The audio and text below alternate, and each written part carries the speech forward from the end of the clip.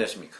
2021년 5월 19일 최병무 이펙트 시작하겠습니다. 오늘 어느 기사를 찾아보다 보니까 조국 전 법무부 장관이 사실 열심히 페이스북 활동을 하죠. 근데 그 페이스북 활동을 정말 이렇게 열심히 하나? 깜짝 놀랄 정도였습니다. 무슨 얘기냐면 1월 1일부터 오늘 어제까지 조국 전 장관이 페이스북에 올린 글이 몇 개라고 생각하십니까? 그 기사에 보니까 600개가 넘는다고 합니다. 600개가 넘는다. 그러면은 가만히 날짜를 계산해 보니까 1월 1일부터 5월 18일까지면 139일인데 나눠보면 하루에 4개 이상씩 올렸다는 겁니다. 그 4개. 그러면 그동안에 이렇게 600개가 넘는 이런 페이스북 글을 올렸는데 그게 다 무엇인가? 그 중에 이제 간간히 기사화도 된 것이 있지만 그 내용을 보면 대부분이 이제 뭐 수사권 조정 얘기, 그 다음에 윤석열 전 검찰총장 퇴진 정국과 관련해서 뭐 이런저런 얘기들, 그 다음에 한명숙 사건 뭐 이런 것들을 비롯해서 이 법조계의 주요 현안에 대해서 자신의 견해가 이렇다라고 하는 걸 밝히거나 아니면 야권에서 이러이러한 주장을 한다는 것을 반박하기 위한 것, 뭐 이런 것들이 있는데 그 내용들이 다 그런 거라는 겁니다. 그런데 그걸 쭉 찾아보면 김학의 전 법무부 차관 불법 출국 금지 의혹과 관련한 내용은 없다. 한 번도 없다. 왜 그럴까? 이런 것들이 이제 궁금해지는 대목인데, 그래서 이 김학의 전 법무부 차관 불법 출국 금지 의혹은요, 잘 아시다시피 올해 1월 달부터 여러 차례 논란이 되고, 특히 추미애 전 장관, 박범계 현 장관 뭐 이런 사람들이 야당 측하고 이런저런 그 논란을 일으킨 그런 일입니다. 특히 추미애 전 장관은 또 장문의 글을 올렸더군요. 그래서 그 대검 과거사 진상조사단의 그 이규원 검사를 이제 공수처에서 검사 사건 1호로 수사를 하는, 그러니까 그 공수처에서 1호 사건으로 하는 것은 조희연 서울시 교육감 특별 채용 의혹인데 검사 사건으로는 이규원 검사건이 1호죠. 그 부분을 또 아주 장문의 글을 써서 자, 이걸 수사할 일이 아니고 검찰에서 김학의 전 차관 사건을 어떻게 바꿔치기 했나? 수사 바꿔치기. 그러니까 무슨 얘기냐? 원래 김학의 전 차관 불법 출국 의혹 이 수사는요, 법무부가 누가 김학의 전 법무부 차관한테 출국 금지가 안 돼 있다는 정보를 흘렸느냐, 이 부분을 수사해 달라고 했는데 그 수사하는 과정에서 수원지검 안양지청이죠. 거기가 이건 출국 금지 자체가 불법이었네? 이래 해가지고 시작된 사건이거든요.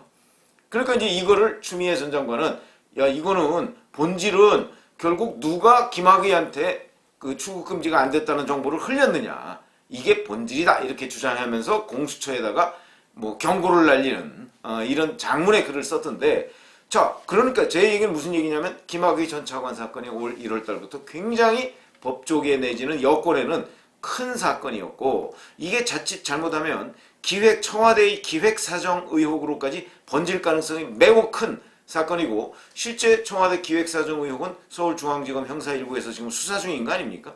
그렇다면 정말 큰 현안입니다. 그런 현안임에도 불구하고 이 문재인 정부에서 민정수석을 하고 법무부 장관을 했던 조국 전 장관이 이렇게 많은 페이스북 글을 하루에 4개 이상씩의 페이스북 글을 올려가면서 이 문제에 대해서 언급을 안 하고 있다.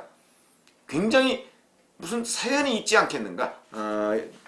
이런 생각을 하게 되죠. 그래서 이제 오늘 그 얘기를 좀 해보려고 하는데, 이 김학의 전 차관 사건의 본질에 관해서는 물론 단 한 번도 얘기한 적이 없고요. 그 다음에 이성윤 서울중앙지검장의 공소장이 공개된 거 아시지 않습니까? 거기에 이제 조국이라는 이름이 나옵니다.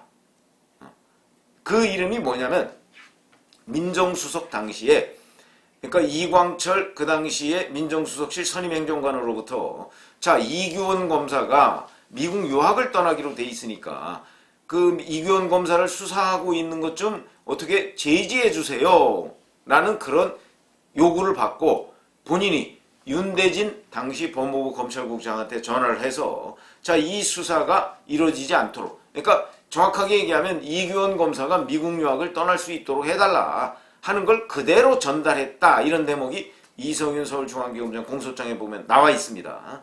그렇죠? 이때 이때는 해명을 했습니다. 이게 이제 넓게 보면 김학의 전 차관 연관 사건이라고 볼 수는 있겠죠. 이때 해명을 했는데 그때는 뭐라고 해명을 했느냐?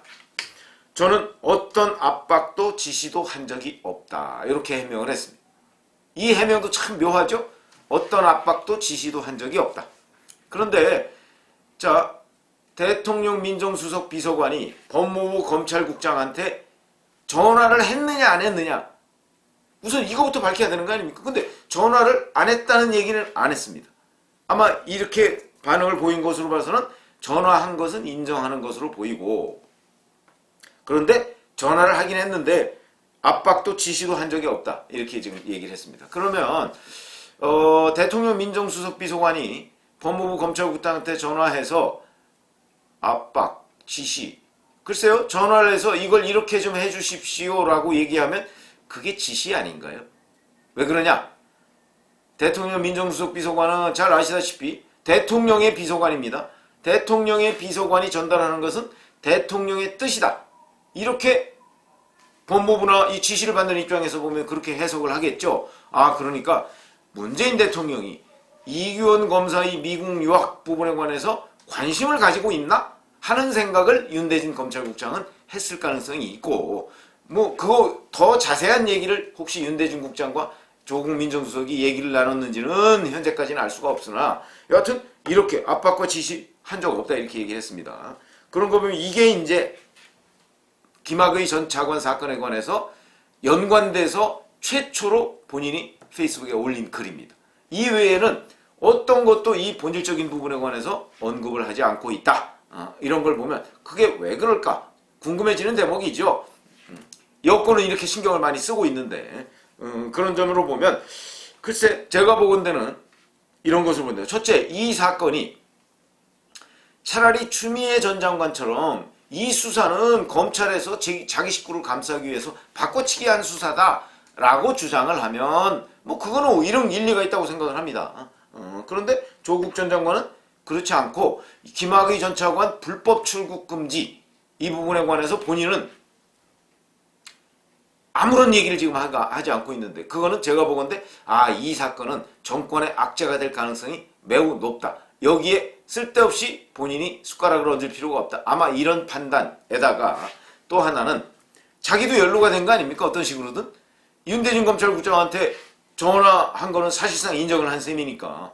그러니까 근데 전화한 것 자체를 부인할 수는 없겠죠. 왜 그러냐면 그 전화한 기록은 바로 나오거든요.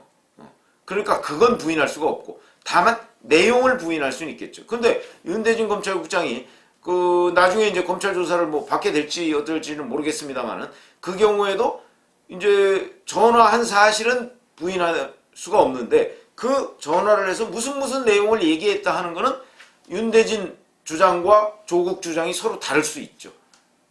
윤대진 검찰국장은 그때 이러이러한 전화를 받았고 내가 곧 이어서 안양지 청장한테 전화를 해서 야, 이거는 법무부와 대검이 다 이미 합의한 사항인데 이걸 왜 수사하냐 라고 얘기했다. 뭐 이렇게 되면 그냥 윤대진 검찰국장은 그냥 직접 전달한 뭐 이런 상황만 되는 것이고, 근데 조국 전 장관은 자기가 하여튼 어떤 식으로든 연루가 됐고 그 연루된 일에 대해서 본인이 별로 할 말이 없는 것 아닌가.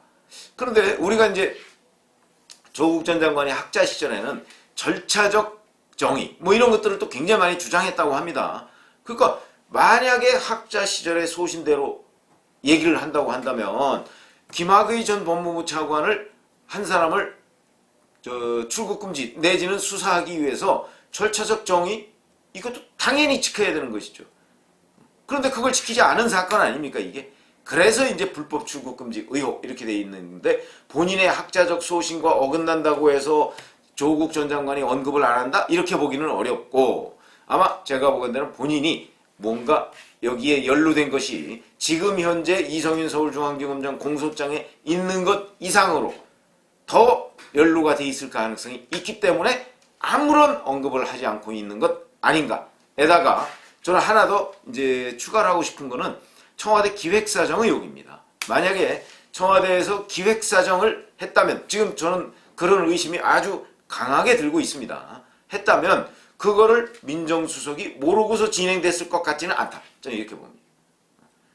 이광철 선임행정관 수준에서 과연 장자연 리스트 재수사, 그 다음에 버닝썬 사건, 그 다음에 김학의 전 차관 이 성접대 의혹, 뭐 이런 부분에 관해서 우리가 이러이러한 기획사정을 해야 되겠다. 이걸 통해서 전 정권 사를 초토화시켜야 되겠다라는 게 이광철 선임행정관 한 사람의 머릿속에서 그게 이루어졌을 거라고는 저는 생각이 안 듭니다.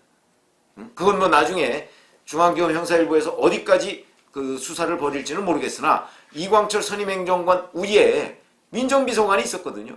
그게 백원우 전 민정비서관 아닙니까? 그러니까 백원우, 그 다음에 조국, 백원우, 이광철 이런 식의 라인입니다. 그렇다면 과연 기획사정 의혹이 사실로 드러날 경우 이광철 선에서 꼬리 자르기를 할 수가 있겠는가?